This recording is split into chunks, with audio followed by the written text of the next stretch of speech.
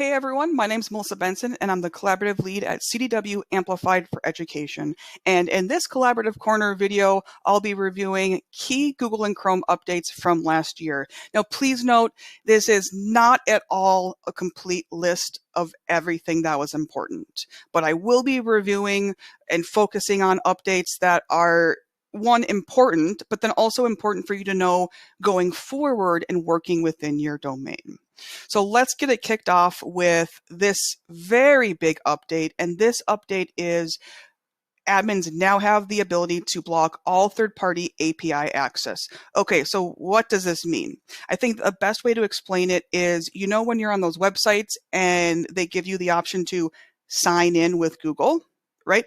Your users can do that with your school account, which is not always the best. And so now we have the ability to say, block that. Block any of my users from using their school account to log in with Google. That's what we're talking about here. So that's the impact. Now, hold your horses on getting too excited and saying, ooh, I got to go set that. This is not a setting that you can just learn about and configure. Why? Because we don't want to make our users mad. So while the setting is here, you have to work with your IT team and your instructional team to say, how do we want to use this? What is our school policy? Because if you just turn this on without doing anything else, there's going to be disruption. There's some sites and apps that you do want to sign in with Google. So the hard part is taking the time and coming up with, okay, what's our policy? And then what most schools have been doing is they have spent a majority of their time with this, creating that trusted list. You need to go through and create a trusted list first, then head into this brand new setting and checking that box. So that's very important. So being aware that this is here, but then talking with your different key stakeholders and deciding how you want to use this, if at all, going forward. We've put the navigation on how to get there. So that's a real big update. It's going to take a little bit of time, though, to really fully figure out what works best for your Google environment. Moving on, pretty simple one. We now, as a Google admin, have the ability to look at new Google sites in Vault. So when would you use this? Well, have you ever been asked to look up a student's new Google site because there's games or something on there, something inappropriate? Well, now as a Google admin, you can go into Vault and then look up the new Google sites for that user and be able to see the content without actually being shared on it. So there's no actions you have to take, just being aware that this is possible. So if you get these requests, you know you can have that visibility within these new sites within Vault. All right, moving on, dynamic groups. Now, if you have never heard of dynamic groups, this is for standard and plus editions, but dynamic groups are a way to really easily manage your groups with automation and automatic syncing with different attributes. If you've already heard of dynamic groups, there was a lot of updates last year. You can use them as access groups, configuration groups. You can now query and use custom attributes that came in December. You can do syncing with OUs. So some use cases would be sync an OU with a dynamic group to use as an email list or a sharing list. Or how about using the attribute of is not enrolled in two-step verification, using that as an access group to enable or disable Gmail for them. So dynamic groups are out of beta for Plus and Standard, lots of updates to it. Go ahead, check out some of these links and see if dynamic groups are something you can utilize. Okay, anybody remember September 1st and the new age-based setting? A quick reminder, I mean, we're all pretty much past this, but remember there is that main setting within our account settings, the age-based access. We have the ability to mark users as over 18. By default, everybody's under 18. You have to purposefully say this group of users or we recommend having that main staff OU say, these are all users that are over 18. Just review that you have that workflow and your user provisioning set up in a good way, so your users have the appropriate, under or over 18.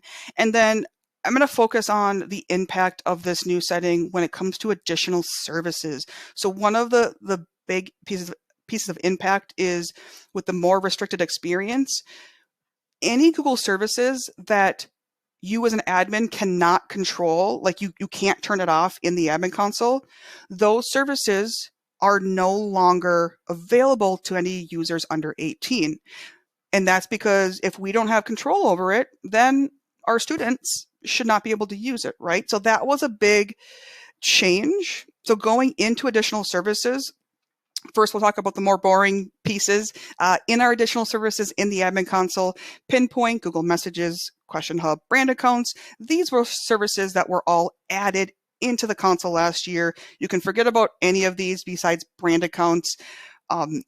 Yes, brand accounts. Now, if you're utilizing brand accounts, the way to go is an access group. There shouldn't be more than a half a dozen users that need this, so just note that. But here's more exciting additions. Colab, Google Arts and Culture, Translate. These services all stopped working for under 18, but now they should be working because Google has added them back in the admin console. So all 3 and all 4 of these are now in the admin console that we can turn on or off, which now means we can turn those on for students. So if you're, and when they came back in, they came back in off. So if you haven't went back to your teachers to say, hey, Colab's now available again, arts and culture, you can use that again. You have to make sure that you go in there, turn it on, and then communicate with your teachers that, hey, this is now possible for students. Let's head over into Chrome. Chrome OS stable has, since version 96, has moved from a 6-week release to a 4-week release. Along the same lines, there is a brand new channel. The channel is called long-term support or long-term candidate. The key to this is that this is a channel that's just a more stable because it doesn't update as much. So it updates every 6 months. There's an excellent help document on the blog post link and then in the read more here that talks about LTS. But the key for now is if you want any of your devices to be in this long-term support channel, they cannot update to 97. So we have to pin them to 96 or switch over to LTC now, unless, and if we don't do that, then we miss out until 102. Okay, so if it sounds interesting, you need to make sure that you pin them at 96, because if they get to 97, then they can't be in 96 LTS, if that makes sense. All right, this is a more in-depth in the weeds. I had to throw one of these in here.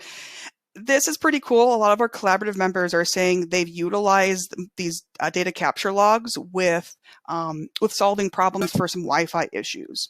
So the biggest reason why I wanted to mention this is because to get this feature, you have to enable a setting. So with the device capture system logs, what it allows you to do is go into a Chromebook, a device record, and then capture the logs, and you get a whole bunch of files to get a lot more information to solve lingering problems.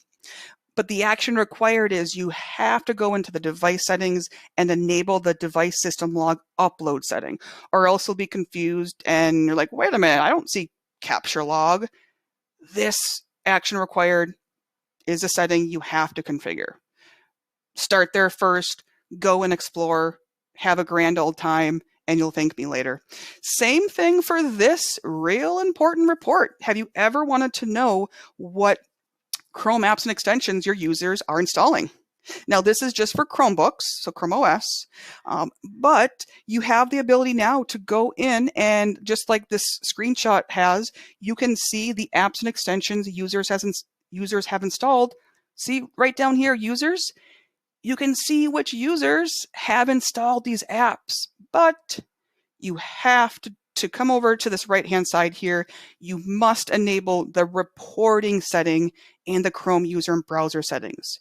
So just like the last slide, enable this important setting, then visit a couple days later this report, and you'll be able to see a lot of information about what your users are using as far as Chrome apps and extensions. So that's a game changer for some people.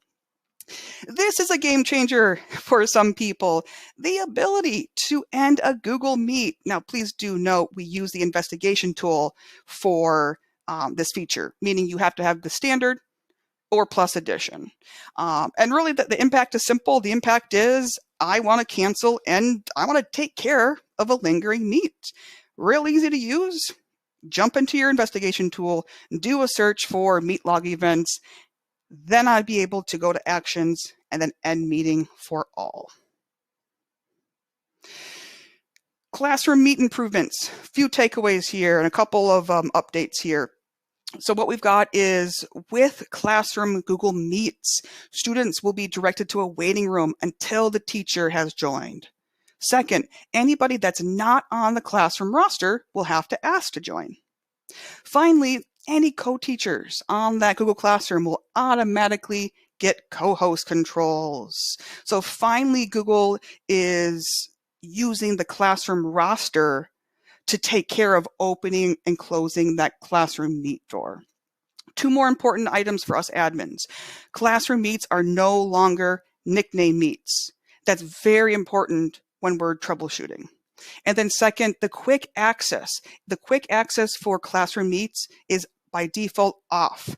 Even if you have the quick access setting in the console, that new setting, even if you have that set as the opposite, it will not affect the quick access setting in a Classroom Meet. They're special. All right. A few more here before we wrap up is viewing Google Classroom activity in the admin console. Awesome. I love the reporting section. Real simple one here. If you haven't been into the reporting section lately, head into reporting. Go underneath audit. You will see Google Classroom, and you'll be able to see when users are added, removed, when classes are deleted, archived, assignment information. This is awesome for us to be able to see and get some, sort of back-end access within Classroom. Another Classroom setting that you do have to make sure that you go into the console and change this, or else you're not using this new setting. You have the ability to say students cannot unenroll themselves from a Google Classroom. But again, you do have to go into the Google Classroom settings and change that setting for that student OU. Last March, we finally got version history, and we can restore down to different histories for Jamboard. And then finally, to wrap up, lots of changes and announcements when it comes to Google Workspace and the storage policies. So in a nutshell, July of this year, 2022, Google now is going to a limited account storage. It will be combined 100 terabytes of storage. Go ahead and read more if you have the different editions. If you have more than 20,000 active users, you get more. But in the summer, they're going to be implementing an account storage policy. Now, May 2nd, and this is actually brand new. It was February, but native files will start taking up space as well.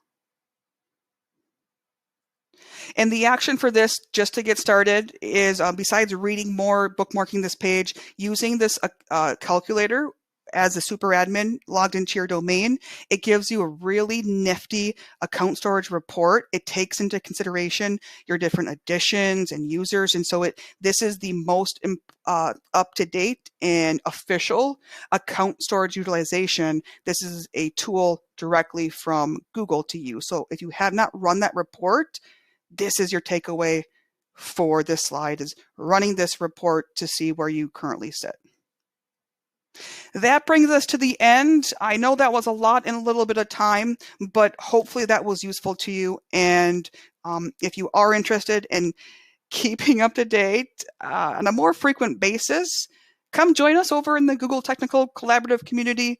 We've got a link here on the blog, and we'd be happy to have you join. But until then, take care and keep on Googling.